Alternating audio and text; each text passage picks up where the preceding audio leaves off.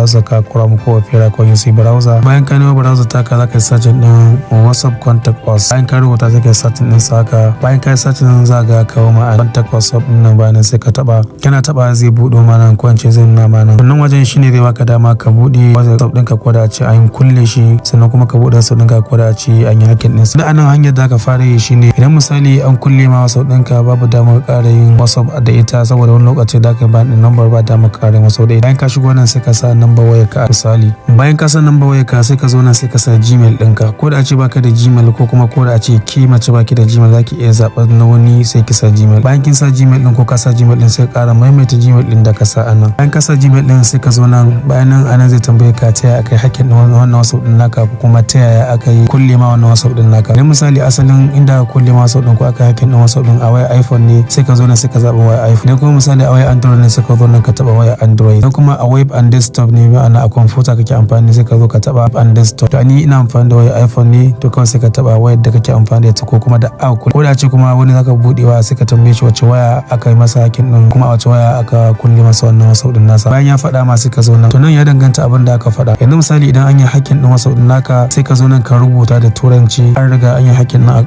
account ɗinka ma'ana sai ka zo nan sai ka ɗan rubuta da turanci. To yanzu misali koya ne kawai kai ka ɗan rubuta. Yanzu misali zan ɗan yi muku rubutu ina tunda kuna magana akan yadda aka yi ban ne bana an kulle mana kenan. Kai cewa hi WhatsApp aka ɗan yi rubutu mai ɗan tsayi kamar haka. Misali wannan na ɗan rubutu ne idan an kulle ma WhatsApp ɗinka ko da ce misali za ka ɗan ƙara da wani abin sai ka ɗan ƙara. Idan kuma hacking ɗinsa aka yi sai ka ce ma account was. Idan kuma hacking ɗin WhatsApp ɗin aka yi za ka iya faɗa ka ce an yi hacking ɗin WhatsApp ɗin naka. Kanan da ka cikakken bayani ko da ce ɗan rubutu ne kamar haka za ka ɗan yi rubutu mai ɗan tsayi kamar da ne haka. Bayan nan a nan ƙasa za ga next step to sai ka taɓa next step ɗin. Bayan ka taɓa next step sai ka jira zai buɗe ma. To da zarar ka zo nan za ka iya samun ƙarin bayani akan matsalolin da yake faruwa da kai kuma yadda za ka kare kanka idan an kulle ma wasu ɗin naka kuma an yi ma hacking ɗin naka. Normal idan ma baka taɓa kowanne baka iya zuwa nan ga send question ɗin nan bayan sai ka taɓa haka. Bayan ka taɓa shikenan ka riga ka tura wannan rubutun da kai da number ka da kuma bayan ɗin sannan za su faɗa ma kan cewa ka jira su daga nan zuwa kwana 3 don lokacin ma bai fi awa 1 ba ko awa 2. To normal inda ka tura idan hacking ɗin sa aka yi idan ma kuma an kulle masu ɗin naka ne insha Allah da ka ba su kwana 3 za